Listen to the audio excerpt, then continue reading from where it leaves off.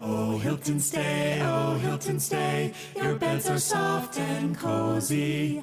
No lumpy couch, no stiff futon, no shower line at crack of dawn. Oh, Hilton, stay. Oh, Hilton, stay. When you want holiday comfort you can count on, it matters where you stay. Enjoy comfortable rooms and friendly service when you stay with Hilton instead. Save up to 25% this season when you book with Hilton. Hilton for the stay. Terms apply. In Walmart's Huluville, everyone ready their cart. Amazing Black Friday deals are about to start. Online and in the app, such great deals to explore. Everything you love from tech, toys, and more. The days to save and the ones to remember. It's only the 25th to the 30th of November. Set your alarms. Don't miss out. These deals are epic, without a doubt. The Who's are all ready, but are you? Walmart Black Friday deals await. Who knew?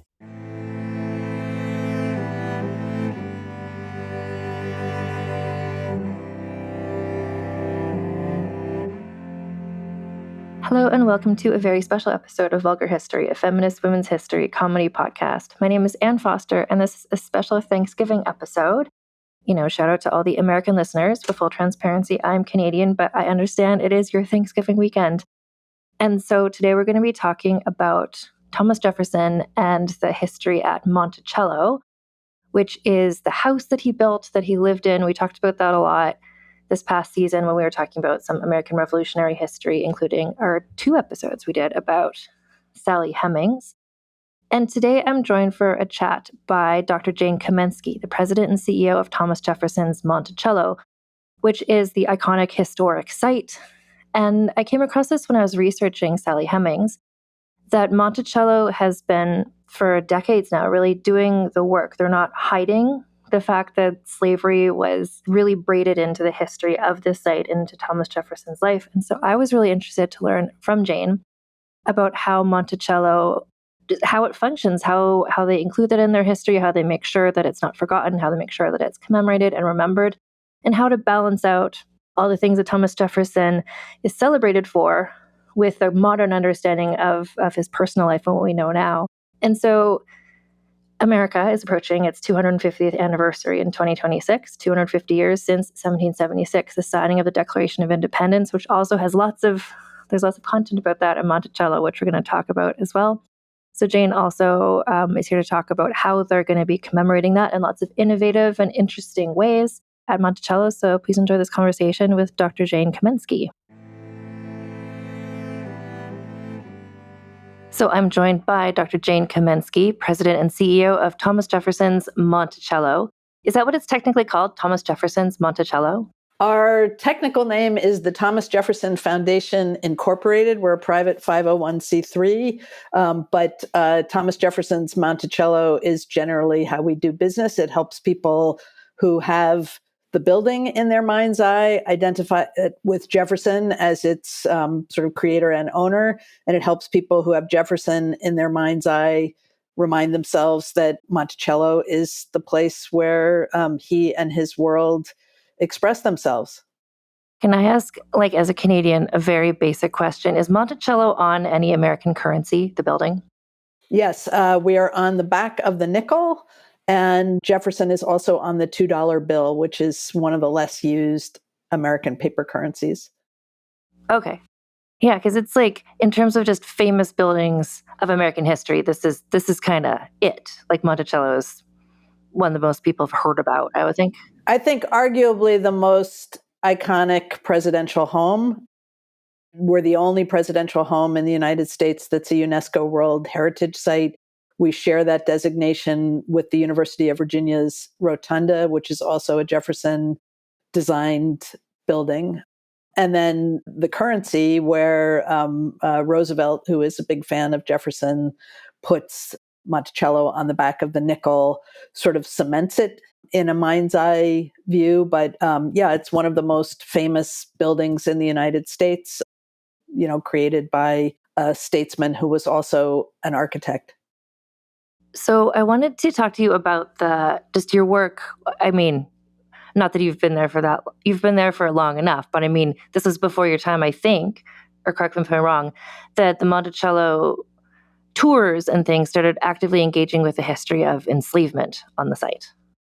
So Monticello has never not recognized enslavement, right? It was a place that people of African descent predominated by as much as 10 or 12 to 1 over people of European descent in Jefferson's day. So that would have been visible and part of a plantation expectation for anybody who visited there. It was remembered as a place of slavery after the Thomas Jefferson Foundation was created in 1923. And by the middle of the 20th century, archaeological excavations had begun to document the material history of slavery and the lives of enslaved people. But it wasn't until the late 1980s or early 1990s that the history of people enslaved on the mountaintop entered public tours. The creation of the Getting Word African American History Project, African American Oral History Project in '93 is a kind of good marker of seeking to braid the stories of Jefferson with the stories of the bondsmen and women who made his life possible. So through the 90s, the braiding of the interpretation of Jefferson's biography with the world building that made his biography possible increased. In the 2010s, we excavated and reinterpreted the dependency wings of Monticello, which is where all of the cooking and other wine storage and beer provisioning, et cetera, for the house were done, where some enslaved people lived, and also reinterpreted Mulberry Row, which was the main artisanal street of the plantation. That mountaintop project, as it was called, was completed in 2018. So as it was in Jefferson's lifetime, Monticello as a site that's interpreted for a public has continued to evolve and continued to be a laboratory of historical practice and the understanding of constitutional democracy. I started in this role in January of 24. So that work was done by my predecessor and my predecessor's predecessor. It's been a commitment of the whole foundation for a long time to follow Jefferson's dictum that we pursue the truth wherever it might lead. And in excavating, interpreting the lives of enslaved people on the property, we bring it closer to the way that Jefferson and his legal family experienced it from the 1770s until his death in 1826. Just in terms of what's going on, well, I guess it's been going on for a decade or more, just other former plantations that are now wedding venues and things like that, I think have been bumping up against you were describing it as braiding the history, and I think that's such a good way to describe it. Other places that haven't done that, I think, have just been bumped up against, like if you've been places that haven't engaged with that part of their history, it's just impossible to not engage with that at this point. So I think the fact that Monticello was stories, it sounds like that's always been an important part of the site itself, which increasing importance more recently. But have other locations come to you to ask for advice on how to engage with this side of their history? I'm just curious because it seems like just Monticello was one of the first to really actively do this. So we're part of a number of networks sharing interpretive practice lessons and our own journey of continual learning. And I think we were indeed, and here I'm bragging on my predecessors rather than myself, we were indeed on the cutting edge of this act, not of revisionism, but of recovery, right? It's the recovery of the world that Jefferson inherited, modified, and knew throughout his whole life. I think Monticello has a special obligation here over and against all of the sites in the United States that had the history of transatlantic slavery in their substrate, which would include every site in the Southeast, but also all of those sites in the Mid-Atlantic and New England that profited from enslavement offshore. Monticello is the only one whose patriarch wrote the Declaration of Independence. So we are really at the knife's edge of the paradox of the early American founding, where the foremost philosopher of liberty on the western side of the Atlantic, who wrote perhaps the most famous and important sentence in the English language, we hold these truths to be self-evident, that all men were created equal, was also himself an enslaver and knew that slavery was wrong and wrote about that his entire adult life. So in order to understand our world, I think you need to understand Jefferson. And it's that sort of triple layer paradox, not only writing about liberty and practicing chattel slavery, but also knowing what he was doing was wrong, that makes him such a rich figure to think with, right? We all participate in systems that we inherited, global systems, right? And we might think in our day of how impossible it would be to disentangle oneself from greenhouse gas emission for a year, or even something more modest than that, from not using plastic for a year. Right, I'm looking at your beautiful home full of wood, but also your AirPods. So we all live inside global systems that were not of our making, and that the disentangling of is a formidable task. That's how Jefferson found himself in the system of slavery, which he did not create. He stepped outside it enough to do two things. One was to write the Declaration of Independence, having imbibed Locke and George Mason and all the other Rousseau and Montaigne and all the other freedom thinkers who went into his imagination of an egalitarian pre-political world. Stepped outside enough to do that, to found a country based on that logic, and to write searing critiques of slavery, including in the draft version of the Declaration that Congress excised that long paragraph from. But he didn't step outside it enough fundamentally to change it during his lifetime. And, saw himself not only as holding other people in bondage, but as himself being in bondage to the institution of slavery. His famous metaphor of holding the wolf by the ears, you cannot make peace with it and you cannot let it go.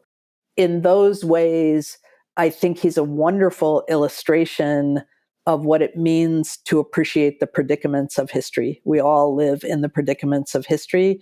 And I think there are few people in the American past who illustrate that so poignantly and profoundly as Jefferson's life and legacy does.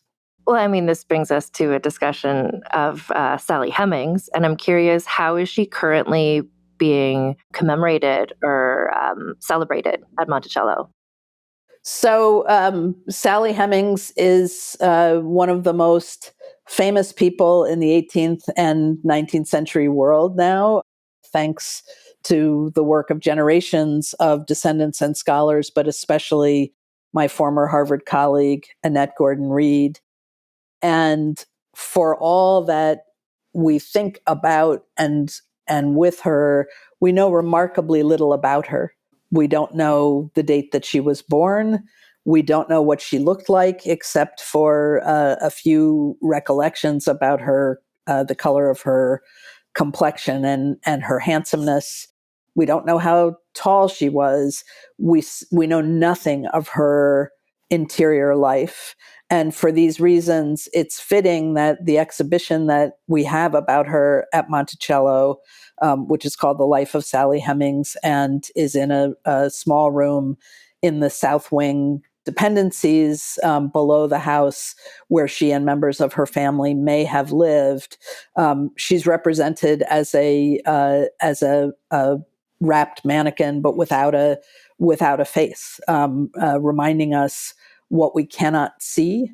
We tell the story as generations of documentary evidence from the time that she and Jefferson were both alive, and through the reminiscence of her son Madison in the 1870s, another enslaved person in the house, Isaac Granger Jefferson, in the 1840s.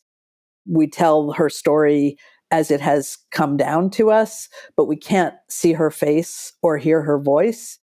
I think that's a useful reminder that the world of what we in the United States called founding fathers is crowded with people that we cannot see, right? I've been writing about this for some 250th anniversary essays. We think of 56 men in a room signing the Declaration of Independence as portrayed by Jonathan Trumbull sometime after the fact. And it's much harder to see the throngs of faces in the streets and in their households. And Sally Hemings is one of those who touched history in profound ways, whose shadow hung over Jefferson's entire political career, whose children were his children, but who we really can't put ourselves in the shoes or in the headspace of without resorting to fiction. I think that's a really astute choice to celebrate her without putting up a portrait of maybe she looked like this, or to guess, or to even just to have somebody representing her, but just to say we don't know, but here's the importance of her. It gives her a different sort of power in a different way, because if there was a portrait, everybody would just be like, oh, look, she's pretty, and you could kind of move on. But you're kind of emphasizing her importance by having so much other information about her. And wasn't there in the last couple of years a room that was discovered, like a secret Sally Hemings room in the house, the main house? The room that we think that she and some of her children may have lived in is in that south dependency of the house. There is a Hemings cabin that was occupied by her kin, John and Priscilla Hemings. And one of the things that I think is striking about that recreated cabin on Monticello's Mulberry Row is when you stand on the second floor of the house, on the east side of the house, where the nursery was, some of the children that Priscilla Hemings cared for, Jefferson's grandchildren, you can see the cabin out the window, right? These lives were very proximate to each other, very entangled with each other. Jefferson famously didn't believe on wasting space on staircases. So when you tour Monticello and take our behind the scenes tour, which takes you into the second and third floors of the house, you take the staircases that all of Jefferson's legal family and all of the enslaved people who attended them would have taken, and they're barely a foot wide, right? People would have brushed past each other all the time. So saying that Sally Hemings did not have a room in the house itself doesn't suggest that there's great distance between these people. Slavery was an intimate institution in all kinds of ways.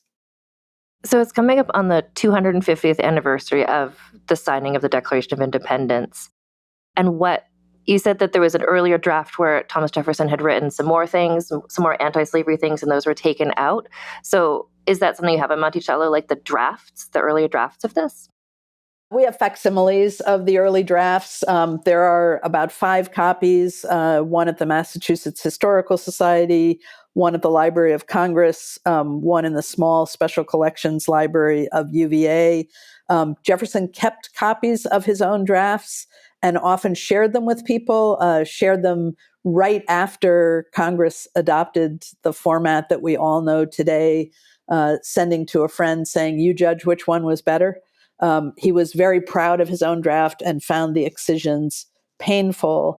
The largest excision, which I think was 167 words, would have been the 28th grievance, blaming King George III for foisting the institution of chattel slavery on the colonies and pushing back against the attempts of colonial British Americans to end that noxious trade in men, as they put it.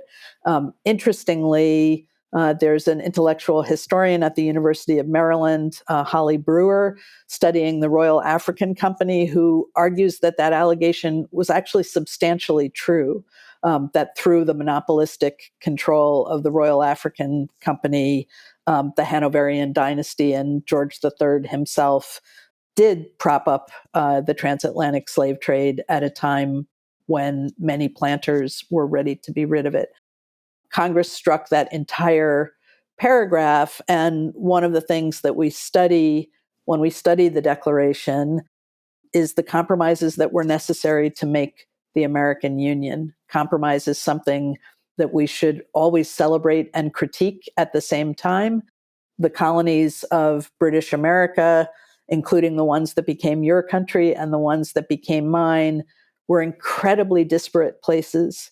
26 of them on the eve of the United States, 13 of which rebelled. And the price of holding that coalition of 13 together was a set of trade-offs. And the Carolinas and Georgia are believed to have insisted on the excision of that paragraph, which even Virginia, the largest slaveholding colony in the provincial world, was willing to stand behind. I did, a few months ago, we were doing a series of episodes on my podcast about the French Revolution, and I do want to talk about Jefferson in Paris a little bit, but also I just wanted to say what I'm noticing, or what I've noticed in the French Revolution and the way that it kind of fell apart, is that versus the American Revolution, I think the fact that they were able to make these compromises, this huge group of people, like when you think about that many people today coming to consensus, would be really challenging. But it does seem like the way that the American Revolution happened and it stuck in a way that the French Revolution did not seems to be just the people involved. They found ways to all work together so that they could move forward with this strategy. And what do you think Thomas Jefferson's time in Paris, because it was such a similar time period with the struggles they were having and the struggles that were happening in America. What do you think that showed him, or do you think that gave him ideas? I think Jefferson viewed himself as giving the French ideas, right? That French philosophy had meant an awful lot to him, coming up in a rural provincial place, going to school in Williamsburg, Virginia, coming of age in Albemarle County in Western Virginia. This is really the frontier of the British colonial world. And yet he grew up in a house that was, by the standards of its day, filled with books, which is to say his father had about 200, a place that was rustic enough that a vast library was 200 books. And quite early in his life, he would have come into contact with the French ideas of liberty and equality that were formative to him as a thinker leading up to the Declaration of Independence and beyond. When he gets there in the 1780s, he's the emissary following Franklin of his new country abroad. And it is a kind of coming back to life for him after the death of his beloved wife, Martha, when he really retreats from the world for some time after losing her quite young after sickness following childbirth. So he's dazzled by the opulence of what he sees. He writes about the foods and the wines and the cultural mores. Interestingly, support for France comes to be one of the great dividing lines in early American politics. To look at Jefferson and Adams as a kind of shorthand, Adams believing that the United States should follow Britain in the model of a middling commercial republic, and Jefferson believing in the potentiality of a truly revolutionary state that is willing, as Paine said, to begin the world again. And of course, Jefferson and Paine are both allied in that belief that that France will emerge as a sister republic. He leaves revolutionary France before it descends into terror, but he never really parts company with the French experiment, and famously says the Tree of Liberty needs to be watered from time to time with the blood of tyrants. So believes in a right of revolution, even to the kind of upheaval that he sees in France. There's a late letter between Jefferson and Adams where Adams is talking about what the government excesses are that each of them fears. And he says that, Jefferson fears the one or fears the few, meaning fears monarchy or fears aristocracy, whereas Adams fears the mob. Jefferson really does believe in the potential of ordinary people, though, of course, when he was imagining the category of citizen, he wasn't thinking about women or free or enslaved Black people. But to the extent that he defines and broadens the definition of the political people, he believes in youth. He believes that the better ideas are always coming down the road. A wonderful colleague of mine, a historian named Andrew Davenport, who heads Monticello's International Center for Jefferson Studies, talks about this inspiring belief in generations yet unborn, and that at the same time, that's kicking the can down the road on difficult issues. That's interesting. Yeah, it's kind of both things. Like on the one hand, I think it's something that you see today, like with Gen Z and stuff, like people who are getting so much more politically active than previous generations were, and how there's a division between kind of the old guard and the younger people. So it's like, it would be good if people could support the younger generation more, but also at the same time, you don't want to leave everything to them. So yeah, it's kind of both things. Yeah, I mean, and this, of course, was an area of great concern in the young United States as they're thinking about the transmission of this polity, unique in the history of the modern world, right? To have an extensive republic going back to Greek and Roman principles, but spreading over hundreds and then thousands of miles. And they're all thinking, from the time of the Confederation Congress through the Constitutional Convention and beyond, how do we pass this thing on? The famous Franklin apocryphal phrase, which he probably didn't say, a republic if you can keep it. So this question of how do you keep it? For Jefferson, a large part of that answer was investing in the young. Right. His last great act of public service was founding the University of Virginia. And one of the principles behind that effort was that a form of self-government, a Republican form of self-government, demands an educated citizenry, that it's a difficult form of political life to carry on our backs. Monarchy is very easy, right? All you have to do is salute the king. A republic is demanding, and in order to cultivate the knowledge, the virtue, the dispositions towards one's fellow people that is necessary to carry it forward, one of the things you need is citizen education. So they're thinking of this question of, in the long relay race that is democratic life, how do you pass the baton? And now for a quick advertising break. This episode is brought to you by Progressive Insurance.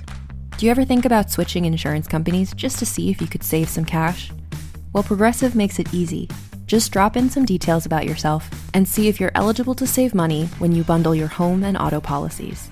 The process only takes minutes, and it could mean hundreds more in your pocket. Visit Progressive.com after this episode to see if you could save. Progressive Casualty Insurance Company and Affiliates. Potential savings will vary. Not available in all states. 'Tis the season for all your holiday favorites, like A Very Jonas Christmas Movie and Home Alone on Disney+. Did I burn down the joint? I don't think so. Then Hulu has National Lampoon's Christmas Vacation. We're all in for a very big Christmas treat. All of these and more streaming this holiday season. And right now, save big with our special Black Friday offer. Bundle Disney Plus and Hulu for just $4.99 a month for 1 year. Savings compared to current regular monthly price. Ends 12/1. Offer for ad-supported Disney Plus Hulu bundle only. Then $12.99 a month or then current regular monthly price. 18 plus terms apply. Hello, I'm Diane Morgan. If you know who I am, you know who I am. If you don't, who cares? I'm here to explain Italian Time, a holiday phenomenon where Italians throw away their clocks and gather for eternity with San Pellegrino. I've been at this party so long that I've eaten 5 courses, hugged someone's grandma twice, and been offered a job in the family restaurant. So this holiday season, make sure to bring enough San Pellegrino to last you through the meal, the after meal, and the entire goodbye ritual. San Pellegrino, holiday on Italian Time.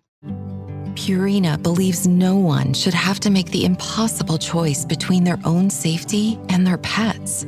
But nearly half of domestic abuse survivors delay leaving because they can't bring their pets with them. Through the Purple Leash Project, Purina is helping create more pet-friendly domestic violence shelters so survivors and their pets can escape and heal together. Visit purina.com/purple to learn more. And we're back.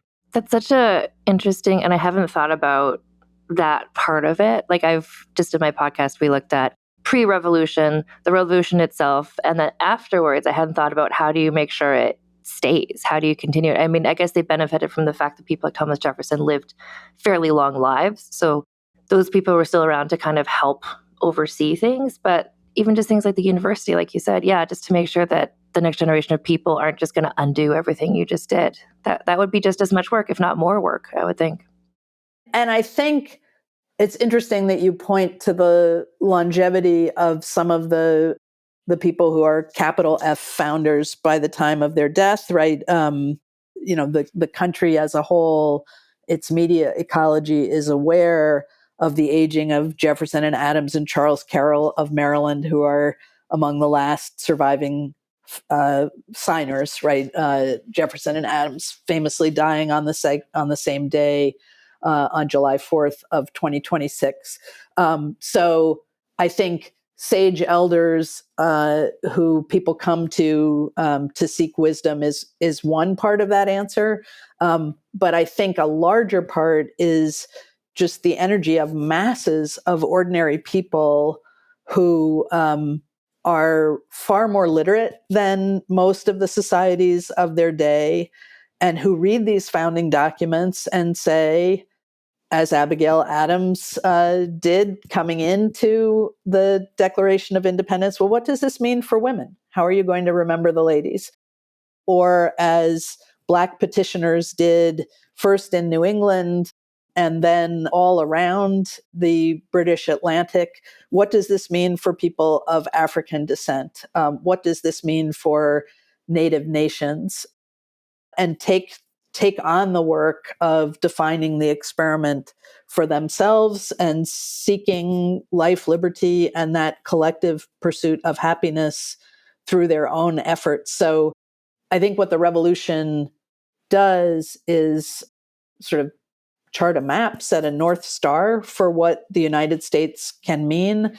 And there are a lot of navigators seeking to follow that route, or indeed to alter it so that their own liberty quests come under the banner of what the Declaration of Independence has promised. You know, I hear people in contemporary politics sometimes say, like, well, this isn't what the founding fathers would have intended. Do you think that they intended this declaration to be trapped in amber and never change? Or it sounds like you're saying that they expected and wanted this to grow and develop. So I think the founding generation is comprised of individuals who are as different and as frequently in contention with each other as any of us. So there's no them who agrees on everything. Jefferson is very explicit on what he wants these foundations to mean. He writes that he is wary of the, quote, sanctimonious reverence with which people treat. In that letter, he's speaking about the Constitution, which he firmly believes should be flexible and amendable. But he also extends that to the way that people come to think about the founding generation itself. He doesn't want portraits and statues. He doesn't celebrate his own birthday, and sort of swats away in numerous letters and to his family, no, we should be celebrating the birthday of the United States. No, I was only one of a band striving for the same common good. Even his authorship of the Declaration of Independence, he renders as a kind of scribal act, right? It was an expression of the American mind, for which he was merely the medium. So he's one who I think believes in the popular imagination and the sort of renewing energy of a Republican form of government, not the replacement of one deposed king with another form of almost biblical literalism, right? I had never really thought about this before, but in a way, his skepticism of revealed religion mirrors his skepticism about setting the founding moment and its figures in marble. That's very interesting to hear because of the way that he is remembered and commemorated and in various statues and things. I'm going to completely change the topic slightly. I want to know about macaroni and cheese. I want to know what the latest thoughts are at Monticello about the invention of macaroni and cheese. We're pro mac and cheese.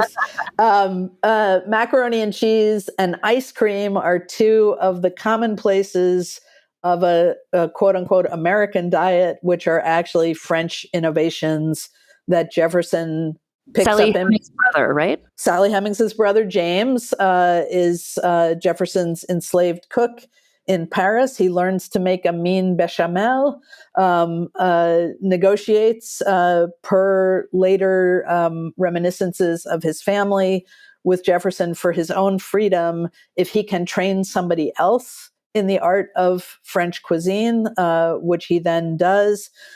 So as far as we know, macaroni and cheese or pastas with a white and then, flambéed cheese sauce makes it back to Monticello with Jefferson and courtesy of the labor of James Hemings and later Ursula Granger.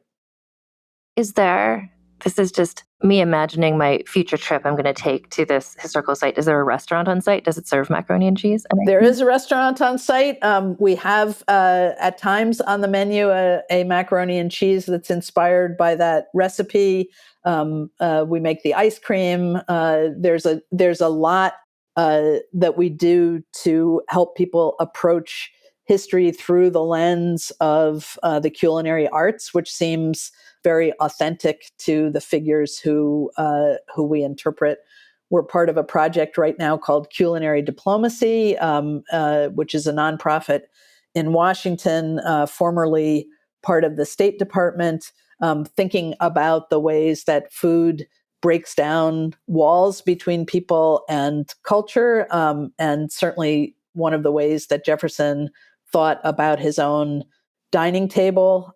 So we use food a lot in our interpretation and our events.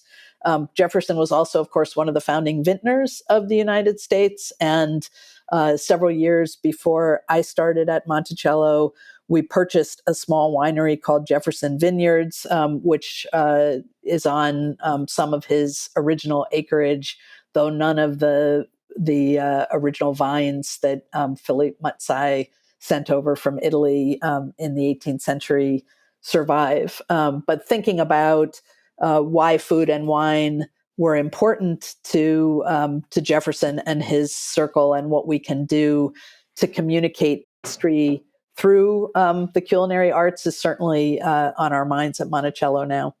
It was just something that I found so interesting when I was reading about, Thomas Jefferson, as you well know. He wrote down everything he ever said or did or bought or anything. The weather twice a day for 50 years. But yeah, I saw that in one of those he wrote down that he'd purchased some specific pasta cutters or something. Like he was serious about his pasta.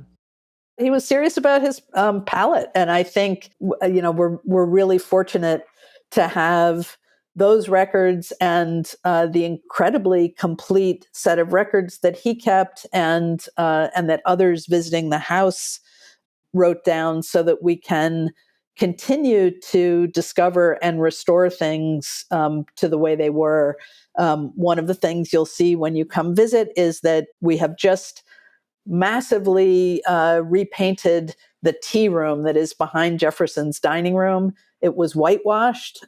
We discovered through a combination of X-ray chromatography and documentary analysis that, in fact, it was a kind of charcoal gray during his life. The collections department has restored this room to the way he knew it. One of the things I like about moments like that where things change is that as educators, we get to share with a broad public, American and international, that things change because we're a site of curiosity and discovery, not because we're imposing something on the past, but because when you approach the past with curiosity, you ask new questions, you discover things that you didn't know before. And I like that the site itself is not, as much as it's demonstrating here's what things were like, the site is not frozen in amber. You're always finding new ways to interpret what's there and to, even just you said, like just the color of the walls. So what sorts of things, because the 250th anniversary, pretty major, what sorts of things do you have planned for this major year? So we're thinking about the anniversary as a shovels in the ground moment, not a one and done party, although there will be a big party on the anniversary of the Declaration itself, because our guy wrote it, as a t-shirt in the Monticello gift shop says, but as the beginning of a generational investment in civic renewal, democracy renovation that should continue in the United States through the anniversary of the Bill of Rights in 2041. That's 15 years. It's the career of a school child from kindergarten or pre-kindergarten until 3 years post-secondary school. So we're trying to build knowledge, to build civic skills, the skills to fix problems in our community, to come together and understand each other, and the dispositions that are necessary for a democracy to flourish, treating each other with respect, even with grace, as we come together and remember, as Jefferson said, that every disagreement of politics is not a disagreement of principle. We have an effort called Declaration Book Club, where we've got an open online educational resource scoping 3 meetings of any group that meets in a chapter, whether that's a Girl Scout troop or a school classroom or an adult book club or a Rotary group, to talk about the Declaration and its life. We've got a new tour called Founding Friends, Founding Foes, which looks at the journey of politics in the decades of Jefferson's public service, particularly focused on his fractious relationship with John Adams, which, they came together to write the Declaration. They came apart as political rivals in the 1790s, and they came back together as old men to do a kind of necessary stock taking of what America had become and could become. And then we'll have a big conference in the fall of 2026 called Tombstone Legacies, because we're, in addition to marking the 250th of the Declaration, also marking the 200th anniversary of Jefferson's death. The Tombstone Legacies are the 3 things, and not one word more, as he put it, that he wanted on his epitaph: that he had written the Declaration of Independence, that he was the architect of the Virginia Statute of Religious Freedom, and that he was the father, as he put it, of the University of Virginia. So Republican government, freedom of conscience, and public education. And we'll do a conference on those 3 themes as they move from Jefferson's lifetime into being pillars of American constitutional democracy. July 4th is always a big day at Monticello, as you can imagine.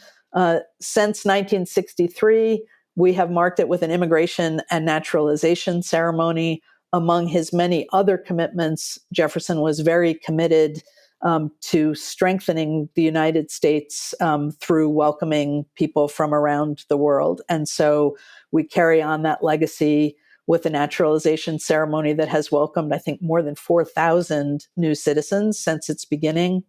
Last year, we had 74 from 35 countries in 5 continents around the world. And there is no more heartening place to be to see the way that we can continue to live the Declaration of Independence than to hear new citizens talk about their choice to become Americans. So we will do that on July 4th, along with a broader Declaration birthday party. What sorts of, I'm just curious, like either for the 250th anniversary or just on a daily basis, what sorts of things are there for kids to do? I'm just curious. There are tons of things for kids to do, beginning in the visitor center, where we're opening a new Griffin Discovery Room in early 2026, where people can bring small children, and there are lots of hands-on activities, including exploring how it is that a place like Monticello comes to be kept. What does it mean to take care of collections? What does it mean to take care of these gardens and grounds? What does it mean to do oral history or to puzzle through old documents? We have family-friendly tours that are deliberately scoped around the things that are interesting to children and their elders, with guides who are especially privileged to serve a multi-generation audience. There's a mountaintop activities center where there are lots of hands-on activities, including writing with a quill pen. One of my favorite artifacts from my time at Monticello is something that I think a young kid scratched out with a quill pen: life, liberty, and the pursuit of happiness. P.S. This is hard, referring to the act of cursive writing with a feather, but you could say the same about self-government itself. I just read you wrote a piece in the Atlantic recently about women at Monticello that I was looking at. And so you mentioned in there that the team worked really hard on this tour of women at Monticello, and it just wasn't attended to the capacity that you were hoping. Is that tour still offered? It is offered in October, which is one of our busiest months, and then in March, which is Women's History Month. So it's a specialty offering rather than an everyday offering. It continues to be very successful for the people who take it. The people who take it love it. But as I wrote about in that piece, it wasn't as broad a public breakthrough as we hoped it would be. Which are I presume Sally Hemings, Thomas Jefferson's wife, Martha, who are the women who, I'm sure you can't list all of them, but what are some of the stories that you learned on that tour?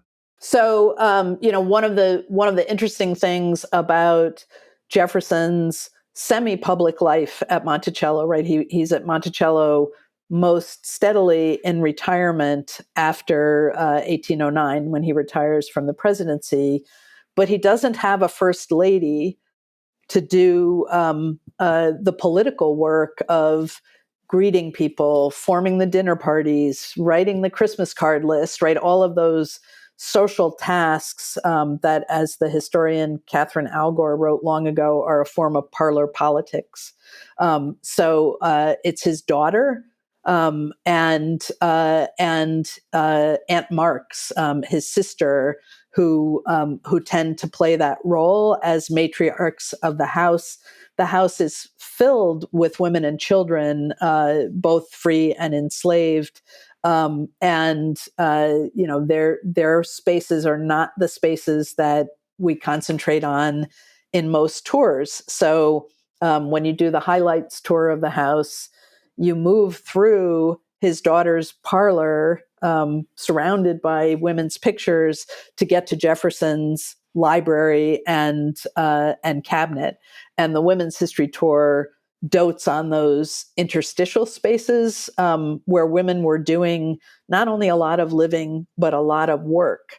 One of the sort of poignant moments in that tour comes upstairs, where you see that his daughter, as she entered her 50s, was finally able to achieve a decor element that she had wanted for a long time, which was to have a freestanding bedstead rather than an alcove bed. Jefferson believed in space saving. I already mentioned the narrow stairs, right? And the alcove bed made a lot of sense in the grammar of his architecture. And he kept her in an alcove bed when she was a grown-ass woman who had children of her own and knew differently how she wanted to live, and wrote about finally getting her own bed in the way that you could think of a 13 or 14-year-old writing in today's world. So it's a tour that allows you to see the ways that women did essential labor in the house, including social labor, governed the household, but couldn't formally govern themselves. I'm curious to know why October is one of the busy times. It's beautiful. It's a peak school visitation time. It's the time that a lot of American schools are studying the founding era, and school groups are a really important demographic for us. It's American football season, and so there are a lot of people who come through on the weekends to watch UVA football. There's a whole set of elements that happily come together for Monticello in October. That's interesting because, I don't know. Mentally, I'm trying to picture Virginia and what the climate is like there, because I just remember when Thomas Jefferson and Sally Hemings were in France, it was unseasonably cold and snowy, and he was happy to get back to Virginia. So I picture it's so you've got a hot summer, you've got like the fall colors. Like, how wintry does it get? Are you still open in the winter? It varies. Yeah, we are open in the winter 6 days a week. We're open 7 days a week, except in January and February when we close on Tuesdays. Those are lower visitation months.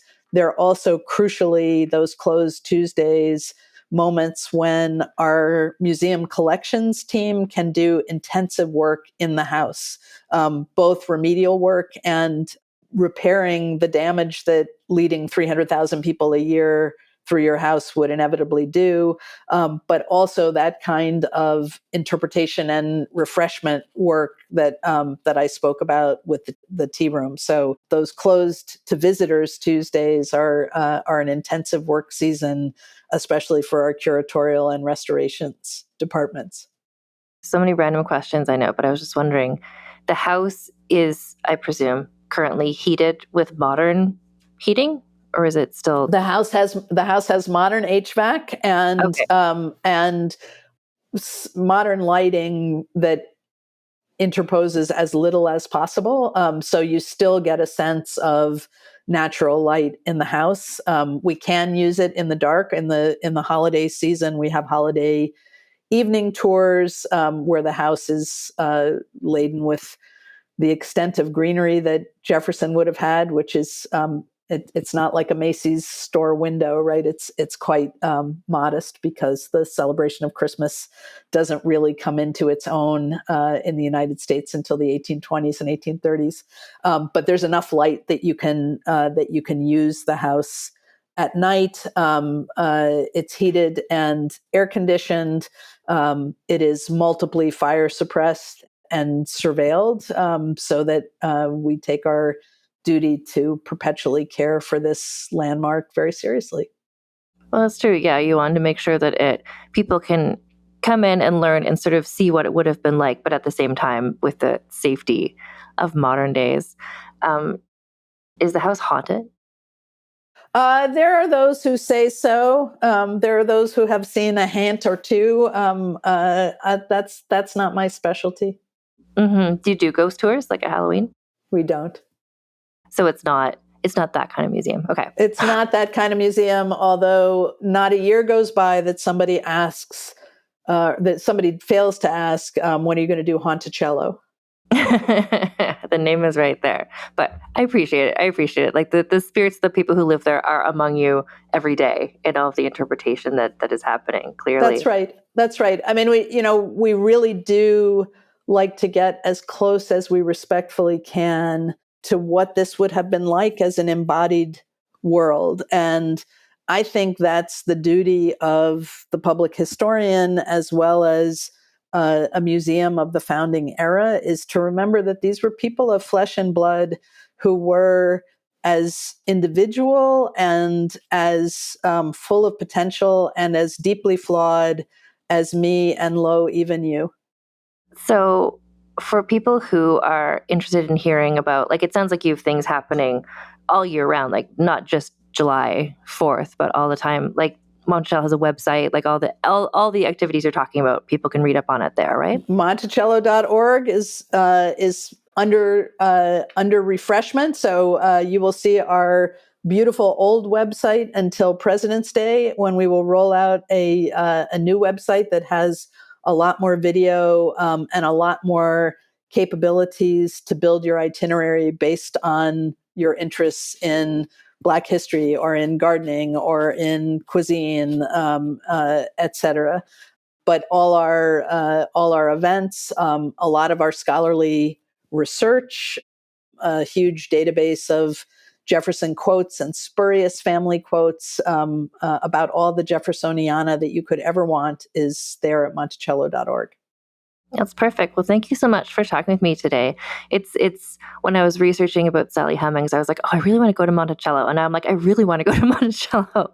I hope I'm able to get there. It sounds like October's a good time. Well, we'd look forward to welcoming you, Anne. And a nice thing about coming in winter, when it will be a lot warmer than it is in Canada, is it's much more quiet, and you can experience the house at a more domestic scale that way. True. Instead of being crammed in there with all the school visits and stuff. Although I'm sure that's lovely too. It is lovely too. Well, thank you so much for talking with me today. It's been a pleasure. Thanks. So if you're able to get to Monticello, I mean, I really want to go. You should all go. You can learn all about it at monticello.org. And even the website, she was saying that they're going to be updating some stuff on it as well. But there's lots of information there about the history of slavery, about the life of Sally Hemings, about macaroni and cheese. There's lots of information there. And so if you're not able to get there, you can still glean a lot from the website, from all the photos and videos and things. And thanks again to Dr. Jane Kamensky for joining me for this really interesting conversation. It's the first time I've had a curator of a historical site on the podcast before. I'm always interested when I'm researching to see how the heritage, how the history of these complex people and complex situations is being interpreted now for a new generation, because sites like Monticello is where a lot of people learn about history. So there's such a value to people who are presenting history to school groups, to adults, to everybody for the first time, and to keep changing and growing as we change in our understanding of history, to change how we present it to people. And I think Monticello seems like a really good example of really adapting and working with how people want to engage with this history. Anyway, this is Vulgar History. My name is Anne Foster. We're back next week with a regular episode, back on our Regency era beat. Although I feel like Thomas Jefferson is probably going to show up at some point this season too. And or I hope Sally Hemings too, just because he lived for quite a long time.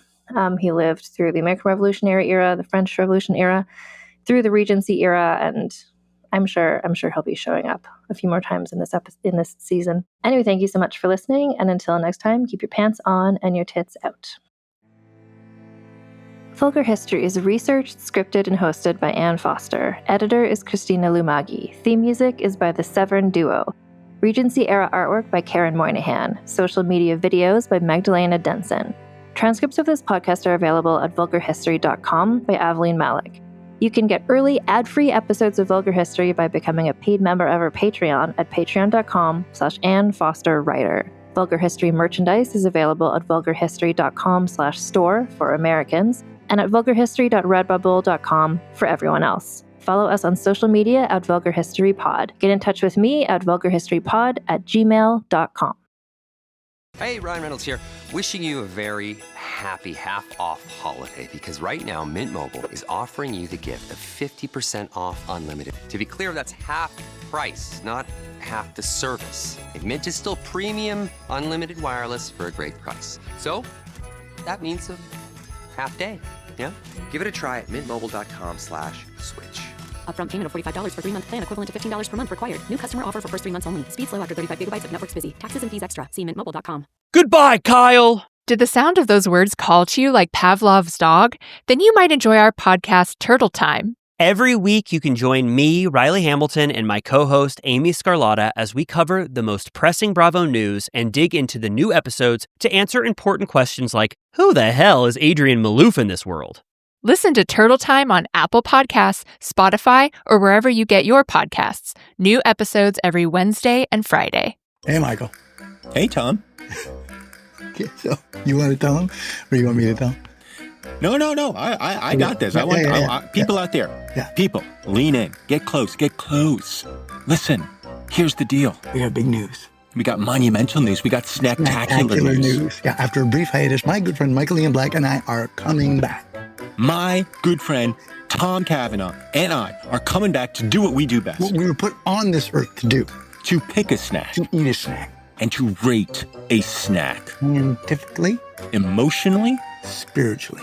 Mates is back. Mike and Tom Eat Snacks is back. A podcast for anyone with a mouth. With a mouth. Available wherever you get your podcasts.